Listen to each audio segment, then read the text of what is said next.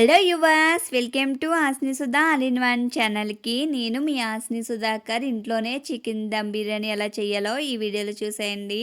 Video ఎక్కడ skip చేయకుండా ఫుల్గా చూడండి. మనం లేట్ చేయకుండా వీడియోలోకి వెళ్ళిపోదాము. ముందుగా వచ్చేసి ఒక బాండీ పెట్టుకున్నానండి. ఆ బాండీలోకి 2-3 ఆనియన్స్ అనేది ఇలా పొడుగ్గా కట్ చేసి వేసుకుని ఫ్రై చేసుకుంటున్నాను.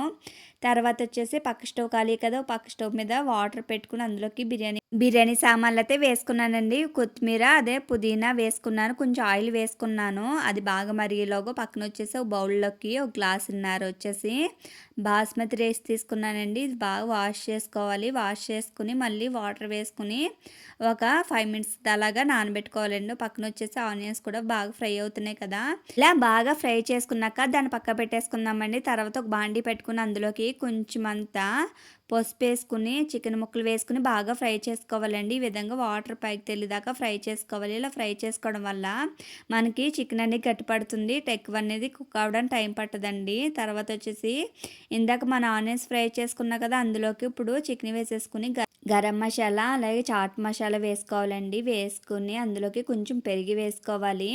పెరుగు వేసుకున్నాక ఒక అరచెక్క నిమ్మరసం కూడా వేసుకోవాలండి. వేసుకుని బాగా మిక్స్ చేసుకోవాలి.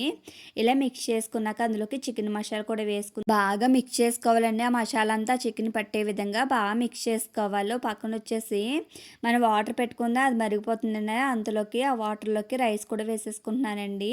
ఓ పక్కన వచ్చేసి నేను బాండీ పెట్టుకున్నాను. దాంట్లోకి కొంచెం నెయ్యి ఆయిల్ వేసుకున్నానండి. ఇందాక చికెన్ మ్యారినేట్ చేసుకున్నాక దాంట్లో అల్లం వెల్లుల్లి పేస్ట్ వేయడం మర్చిపోయానండి. ఇప్పుడు కొంచెం అల్లం వెల్లుల్లి పేస్ట్ వేసి ఒకసారి మిక్స్ చేసుకుంటున్నాను. మిక్స్ చేసుకున్నాక మనం ఇందాక ఆయిల్ నెయ్యి వేసుకున్నాక అందులో వేసుకుని బాగా మగ్గించుకోవాలండి. ఇందాక వాటర్ అంతా మనం మగ్గించేసుకున్నాం కదా, ఇప్పుడు వాటర్ అనేది ఏం రాదండి. పక్క స్టవ్ మీద రైస్ పెట్టుకున్నాం కదా, రైస్ కూడా 80% కుక్ అయిపోయింది.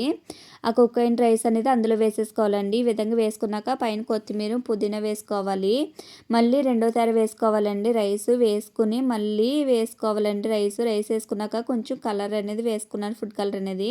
కొత్తిమీర వేసుకుని మూత పెట్టుకుని మంట అనేది లో ఫ్లేమ్లో పెట్టుకుని కుక్ చేసుకుంటున్నానండి.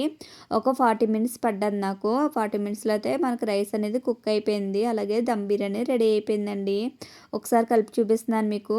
చాలా పర్ఫెక్ట్గా వచ్చిందండి. టేస్ట్ అయితే అదిరిపోయింది. ఒక లెవెల్లో ఉందండి టేస్ట్ అతని. ఈ వీడియో నచ్చిందా? అయితే మన ఛానల్ వచ్చేసి ఆస్ని Sudha all in one channel అండి. ఒకసారి విజిట్ చేయండి. థ్యాంక్ యూ అండి. Thank for